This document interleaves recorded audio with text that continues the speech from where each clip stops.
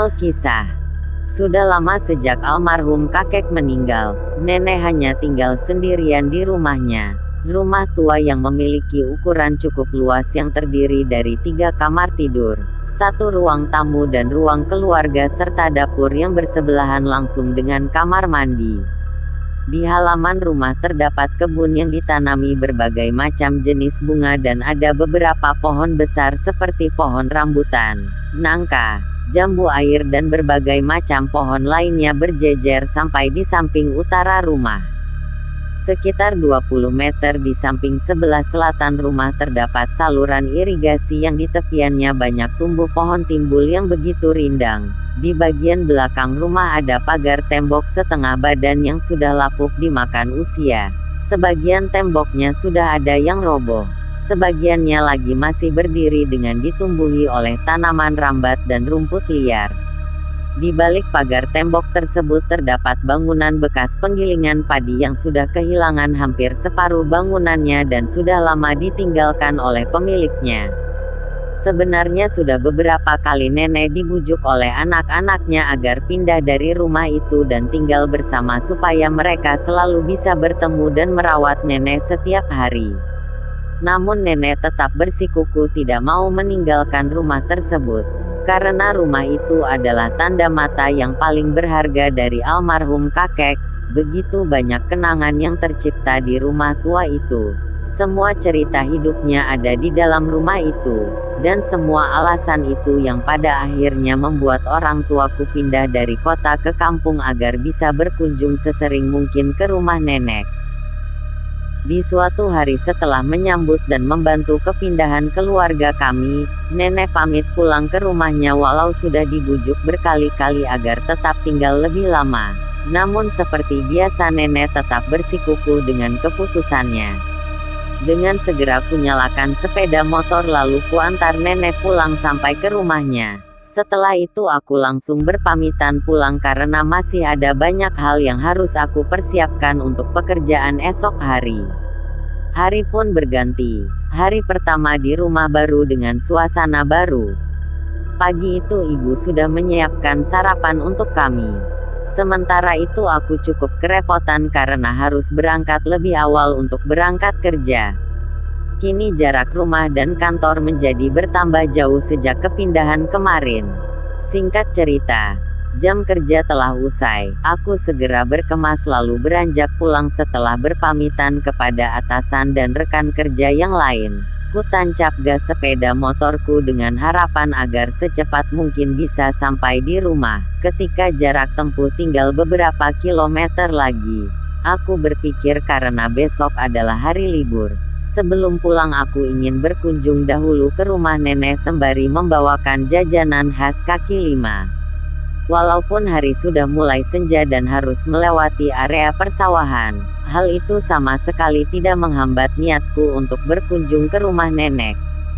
Kupacu terus sepeda motorku hingga tidak terasa sudah sampai di halaman depan rumah nenek. Setelah memarkirkan sepeda motor di teras rumah, aku langsung mengetuk pintu sambil mengucap salam. Namun tidak ada jawaban sama sekali. Ku ketuk pintu rumah untuk kedua kalinya dan mengucapkan salam dengan suara yang lebih keras. Namun lagi-lagi tak ada jawaban dari nenek. Dalam pikiranku mungkin nenek tidak menjawab karena sedang menunaikan ibadah salat maghrib. Karena waktu itu memang aku sampai di rumahnya beberapa saat setelah azan maghrib berkumandang. Lalu aku memutuskan untuk langsung masuk saja dengan membuka pintu rumah secara perlahan. Setelah masuk ke dalam rumah, aku duduk di sebuah sofa tua yang menghadap langsung ke dapur. Kulihat ternyata nenek sedang sibuk memasak.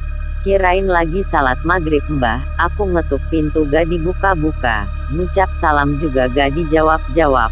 Ngucapku sambil mencoba merebahkan diri di sofa. Nenek hanya diam saja. Seolah-olah dia tidak mendengar dan tidak menyadari kedatanganku. Masak apa sih mbah, baunya nyengat banget, tanyaku lagi. Namun lagi-lagi nenek tidak menjawab sama sekali. Dia hanya berdiri sambil sesekali tangannya bergerak seperti orang yang sedang membalikan masakan. Kemudian ku tengok lagi ke arah dapur. Ternyata nenek masih berdiri dengan posisi yang sama. Ah, dasar Simbah ini udah budek kali, gumamku dalam hati.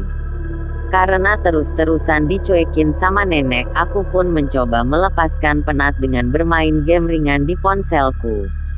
Selang beberapa menit kemudian terlihat ada notifikasi panggilan masuk, ternyata itu panggilan telepon dari adikku, Michelle. Percakapan di telepon. Michelle menyapa, "Halo kak, kok belum pulang sih? Ada jadwal lembur ya?" Aku menjawab, "Hari ini aku gak ada jadwal lembur. Jam 16.30 aku udah pulang dari kantor." Michelle bertanya, "Terus sekarang lagi di mana kak?" "Ini ibu nanyain." Aku jawab, "Aku lagi main di rumah Simbah, bentar lagi juga pulang." Michelle bertanya lagi, "Main di rumah Simbah? Sama siapa di situ?" Aku jawab, "Cuma ada aku sama Simbah doang." Michelle tidak percaya. Dia bilang, "Serius sih, jangan bercanda." Aku jawab lagi, "Yeay, siapa yang lagi bercanda? Kalau kamu gak percaya aku kasihin teleponnya sama Simbah, biar kamu ngomong langsung." Michelle mencoba menjelaskan, "Gimana aku mau percaya, orang Simbahnya aja ada di sini, lagi ngumpul sama kita-kita." Aku gak percaya, "Ah yang bener." Michelle meyakinkan lagi, "Nih ngomong langsung sama Simbah." Nenek menyapa dari panggilan telepon, "Halo Le, ini Simbah." Aku tanya, "Loh kok Simbah bisa ada di rumah aku sih?"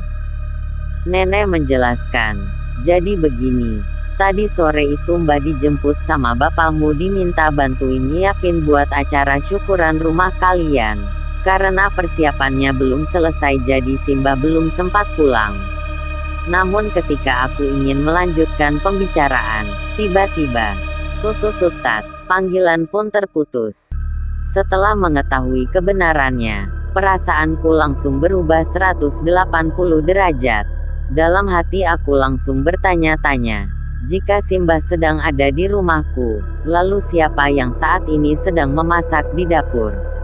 Sambil menelan ludah dan dengan perasaan berat hati, ku beranikan diri untuk kembali menengok ke arah dapur. Ternyata sosok yang dari tadi aku kira sebagai nenek masih tetap berdiri di situ dengan posisi tubuh yang tetap membelakangiku. Perasaanku bercampur aduk antara takut dan penasaran. Pikiranku mulai berdebat satu sisi sama lainnya. Di satu sisi aku sudah sangat ingin keluar dari rumah itu, namun di sisi lainnya hatiku terus bertanya-tanya siapa sebenarnya sosok yang dari tadi menyerupai nenekku itu. Karena tidak ingin terus diliputi oleh rasa penasaran walau dengan berat hati dan kaki yang sedikit bergemetar, aku memutuskan untuk memberanikan diri mendekati sosok wanita tersebut. Sambil meraih sebatang sapu yang ada di sebelahku, aku berjalan dengan perlahan menuju sosok wanita yang sedari tadi terus membelakangiku itu.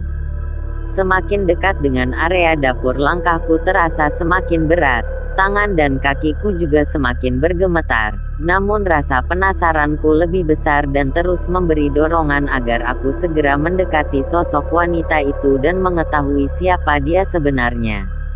Kini jarak tubuhku dan sosok wanita itu hanya tinggal antara pintu dapur dan kompor.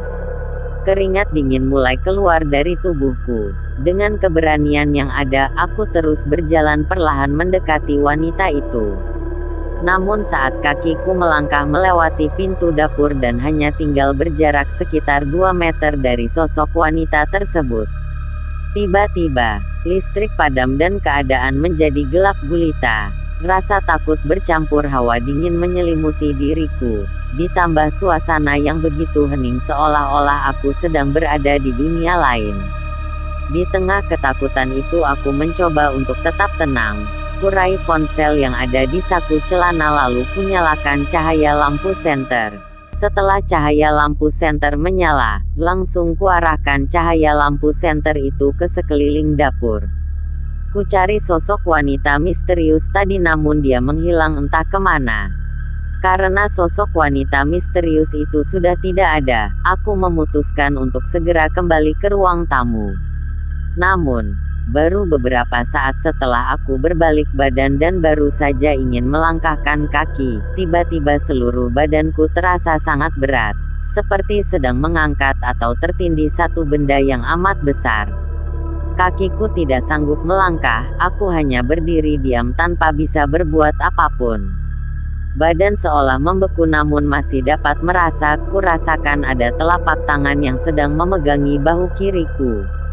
Dengan keadaan takut dan badan gemetar, sekuat tenaga, aku mencoba menolehkan kepalaku ke arah bahu kiri. Dalam keadaan gelap serta hanya diterangi oleh cahaya remang dari lampu senter, tampak ada sebelah tangan yang sedang memegangi bahuku. Tangan itu terlihat berkulit putih pucat dengan kuku jari yang panjang. Keringat dingin mulai membasahi kulit, badan terasa semakin berat. Dengan sekuat tenaga ditambah dengan sedikit keberanian yang tersisa, aku mencoba berbicara dengan pemilik tangan tersebut. Sambil memejamkan mata aku berkata, "Saya ini cucu yang punya rumah ini. Siapapun kamu, tolong jangan ganggu saya. Saya kesini cuma mau menjenguk nenek, gak ada maksud jahat atau yang lainnya." Setelah kuucapkan kalimat tersebut, perlahan badanku mulai terasa ringan kembali, tangan yang tadi memegangi bahuku pun sudah tidak ada lagi. Aku terdiam sejenak dengan kepala menunduk ke bawah karena badanku masih terasa lemas. Mataku menatap ke arah lantai yang tersinari oleh cahaya lampu senter ponsel yang dari tadi masih kupegang erat. Saat kupikir ini semua telah berakhir, aku berniat untuk segera bergegas pergi keluar dari rumah itu. Setelah menghela nafas sejenak, aku mencoba menegakkan kepalaku sambil memejamkan mata. Namun saat ku tegakkan kepala dan ku buka mata, terdapat pemandangan yang sungguh tidak pernah ingin aku alami seumur hidupku. Di depan mataku, bahkan tepat di depan wajahku, muncul sesosok makhluk yang begitu mengerikan. Kulit wajahnya seperti meleleh, bola matanya sangat besar seolah-olah seperti mau keluar dari kelopaknya. Dari dalam mulutnya menjulur lidah yang cukup panjang dan bau tubuhnya amis menyengat. Kini dia beradu pandang denganku. Ingin rasanya aku berteriak sekencang-kencangnya namun tidak bisa. Seluruh badanku terasa lemas, seakan-akan ruh ini akan terlepas dari raganya. Sangat ingin aku memalingkan wajah dan pandanganku dari tatapan matanya, namun aku tidak bisa. Seakan-akan tubuhku ini sudah berada dalam kendalinya. Karena sudah tidak kuat menahan lagi, aku pun terbujur lemas di atas lantai. Makhluk itu pun tertawa. Suara tertawanya terdengar seperti suara ringkikan kuda. Setelah tertawa, beberapa saat kemudian makhluk itu pun menghilang. Aku yang masih terbujur lemas di lantai dengan susah payah mencoba untuk bergerak merangkak menuju ruang tamu. Sekuat tenaga ku gerakan tangan dan kakiku untuk terus merangkak. Dalam pikiranku, aku sangat berharap agar bisa sampai di pintu keluar secepatnya. Tapi entah kenapa jaraknya terasa begitu jauh. Padahal dari pintu masuk ke dapur hanya berjarak beberapa meter saja. Setelah sekian lama aku merangkak, akhirnya sampai juga di ruang tamu. Kini jaraknya hanya tinggal beberapa langkah lagi untuk menuju pintu keluar. Semakin dekat dengan pintu dan terus semakin dekat. Saat coba ku raih handle pintu tersebut, tiba-tiba ada tangan yang memegangi sebelah kakiku. Tangan itu ingin menarikku kembali ke tengah ruangan. Tapi dengan sisa tenaga yang ada aku mencoba bertahan. Dengan segera ku raih handle pintu keluar dan memeganginya dengan erat. Tangan itu terus menarik-narik kakiku. Tenaganya cukup kuat untuk menyeret tubuhku kembali ke tengah ruangan. Tenagaku sudah hampir habis, tanganku yang sedari tadi bertahan memegangi handle pintu mulai kehilangan kekuatan. Perlahan aku semakin tertarik oleh tarikan tangan itu. Aku mulai pasrah dengan keadaan dan pesimis tidak akan bisa keluar dari rumah itu. Hingga akhirnya aku terjatuh dan pegangan tanganku terlepas dari handle pintu dibarengi dengan terbukanya pintu rumah itu. Betapa senangnya perasaanku saat melihat pintu itu terbuka dan bauran cahaya matahari masuk ke dalam rumah. Tangan yang dari tadi terus menarik-narik kakiku menghilang entah kemana. Hawa dingin dan mencekam yang menyelimutiku juga turut menghilang. Suasana hening berangsur menjadi ramai. Kicau burung serta suara-suara hewan lainnya kembali bisa terdengar. Tubuhku masih terlentang di depan pintu. Aku masih mencoba untuk berpikir positif dan berharap bahwa kejadian semalam hanyalah sebuah mimpi saja. Kutatap kembali sekeliling ruangan untuk meyakinkan sembari menghibur diri. Semuanya pasti cuma mimpi, gumamku dalam hati. Sesaat setelah tersadar dari lamunan, aku segera bangkit dan bergegas untuk pulang. Namun ketika aku ingin beranjak pulang, tiba-tiba aku teringat seperti ada barang yang tertinggal di dalam rumah. Oh iya, ponselku masih tertinggal di dalam, hampir aja lupa. Ucapku dalam hati. Aku kembali masuk ke dalam rumah dan mencari ponsel itu di sekitaran sofa. Karena tidak kunjung menemukannya, kualihkan pandanganku ke sekeliling ruangan. Kulihat ternyata HP-ku tergeletak di depan pintu dapur tepat bersebelahan dengan sapu yang semalam sempat kupegangi. Melihat itu, aku langsung teringat apa yang terjadi semalam. Jelas sekali bahwa kejadian semalam itu bukanlah sebuah mimpi, namun kenyataan yang benar-benar terjadi. Karena kembali teringat kejadian semalam, membuat bulu kuduku kembali merinding. Batinku kembali berdebat. Ambil ponsel itu dengan resiko kejadian seperti semalam akan terulang atau cari aman dengan cara pergi keluar dari rumah tanpa ponsel tersebut. Setelah menghela nafas sambil menelan ludah, aku berjalan cepat menuju tempat di mana ponsel itu tergeletak kemudian segera mengambilnya dan langsung berlari pergi keluar rumah. Setelah keluar dari rumah itu dan menutup pintunya, aku langsung memutar sepeda motorku dan segera pergi meninggalkan rumah tersebut. Dalam hati aku sangat bersyukur karena masih bisa keluar dari rumah itu dengan selamat. Sekian. Nantikan cerita selanjutnya. Jangan lupa tinggalkan kritik dan saran di kolom komentar. Terima kasih. Sampai jumpa.